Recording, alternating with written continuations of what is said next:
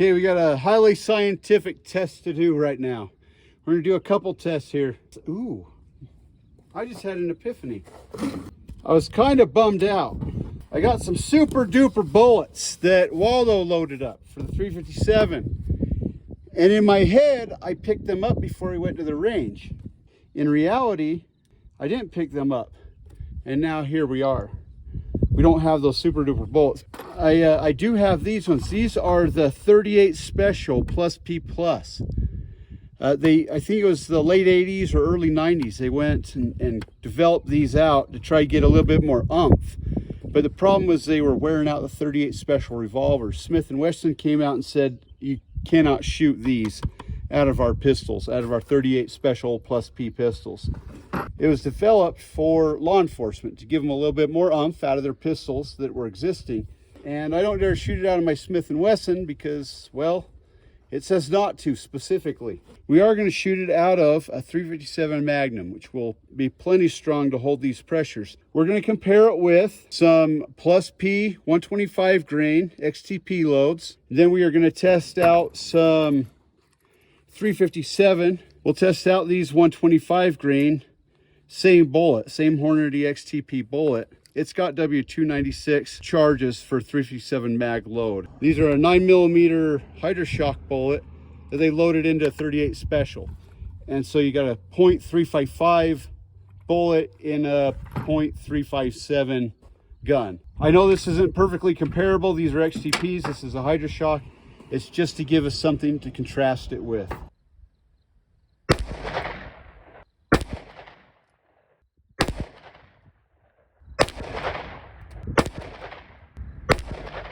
Now we're going to go to the W296 357 Magnum loads.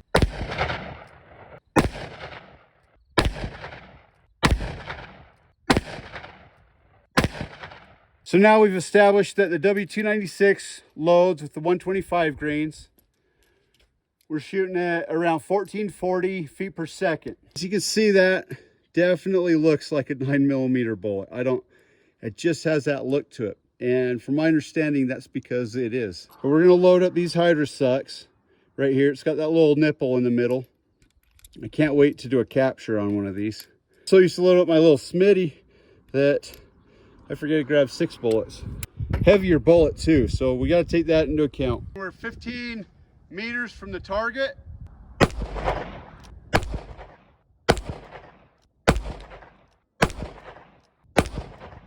I got thinking, I'm just curious, this has got H110 in it.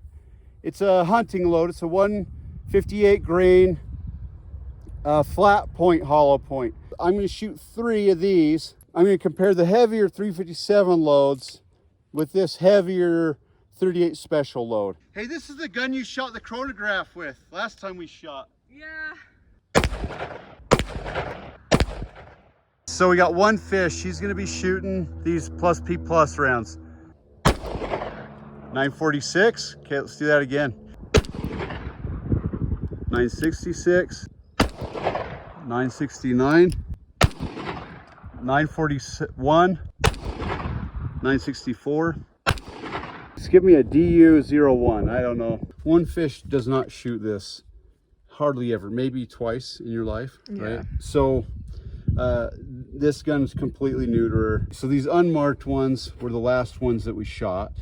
But hey, check this out. Look, you got one there. I know. 2. 2, 3, 4, 5. That was a bad guy. You look at it, you know, half your shots were right in that heart, lung, critical area, right? Mm-hmm. And then you would have taken out his spleen and his liver right there. If you've got that, you can trust that you can hit the target. You're gonna be able to defend yourself perfect. So pretty much everything stayed right here. We'll call that the A zone. I don't know how big the A zone is officially, but you know what? On my target, we got all A zone hits. Those were the 38 Special Plus Ps, and they shot kind of low. We had 1, 2, 3, 4, 5, this one on the bottom, and 6. So they all stayed right in here. Then our second shot was the 357 with the W296. We had 1, 2, 3, 4, 5, and 6. So I wasn't shooting as good with that.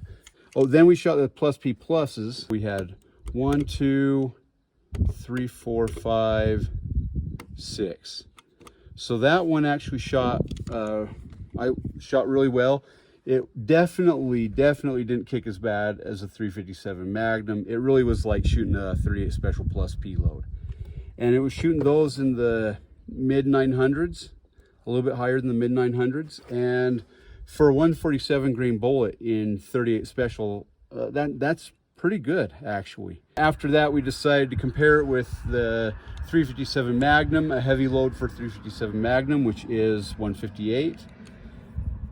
And that's these ones with the triangles. As you can see, we shot 3 of them and I shot amazing. Here, and here. And so that way I wanted to make sure I got the full gamut of the target and didn't leave anything untouched. And those are coming in around 1,200 feet per second. So we got our 125 grain 38 Special Plus P, and we're getting about 1004 out of it. The 147 Plus P Plus, 967 around that area. The 125 grain 357 at 1440, and the 158 at around 1,200 feet per second.